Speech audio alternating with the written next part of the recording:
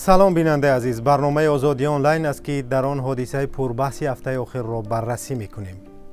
نشر خبری زن و زنی با شرکت علیشیر گولوف پسر گل شیرعلی منصبدار سابق در حکومت تاجیکستان بحثی زیادی را در شبکه‌های اجتماعی به بار آورد.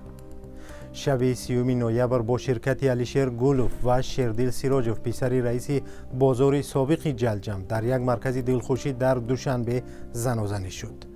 4 تن در آن مجروح شدند. پلیس دوشنبه پس از نشر خبر گفت علیشیر گولوف و 4 همراهش را 7 روز حبس مأموری کردند.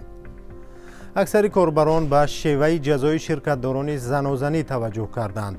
مریم شفیف، یک کاربر در اینستاگرام رادیو آزادی چنین نوشته است: برای یک شب پارتی آدم‌ها را جریمه کلان و حتی 2 سال از آزادی محروم می‌کنند، اما پسر وزیر و املاکدار تنها 7 روز جزا می‌گیرد. این است عدالت و ولایت قانون. طرفداران گل شیرعلی منصبدار سابق و قدای پرزیدنت تاجیکستان نشر شدن این خبر را تنقید کردند. سید جعفر اسمانزاده وکیل پارلمان تاجیکستان در صفحه‌اش در فیسبوک نشر خبر را غرضدار نامیده است و از رادیو آزادی تنقید کرده است که حادثه را به هنگامه بزرگ تاجیکستان تبدیل داده است. شاید هر دوی آنها به محاکمه سعودی کشیده شوند، اما در مورد گل شیرعلی همین را گفتنیم که او یک شخصیت معتبر و خدمت کرده به دولت و ملت تاجیکستان است. در آبادی های مملکت پایداری آسودگی و آرامی مردم سهم کلان دارد. فرزندی او هم مثل فرزندان همه ساکنان تاجیکستان یا منصبداران می توانند اشتباه کنند.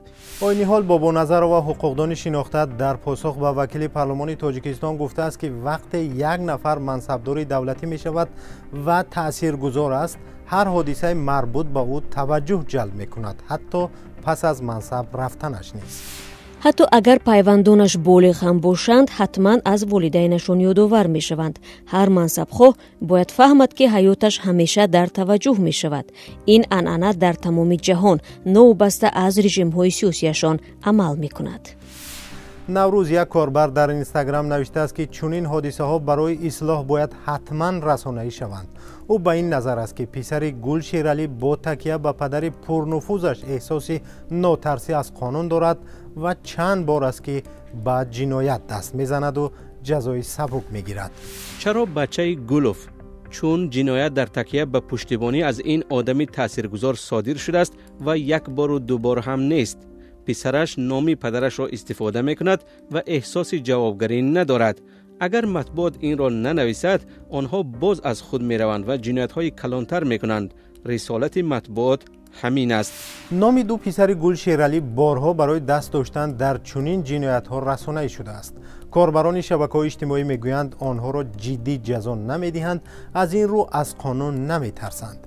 7 روز حبس تا کجا در این حادثه که در آن 4 کس زخمی شده است قانونی است؟ ماده 460 کودکس حقوق ویرانکنی مأموری بندوبست کنند، یعنی که مایده اوبوشی نه. در اینجا در حقیقت اوبوشی صورت گرفته است. اوبوشی ماده 237 در اینجا قسم دومش هست، با گروهی متشکل با مصلحتی پیشگی با رساندن ضرر به سلامتی که جزا را نه 7 روزی حبس مأموری در نظر دارد، بلکه از 1000 تا 2000 نشان دهنده برای حساب ها یا که محروم کردن از آزادی با مهلت 5 سال.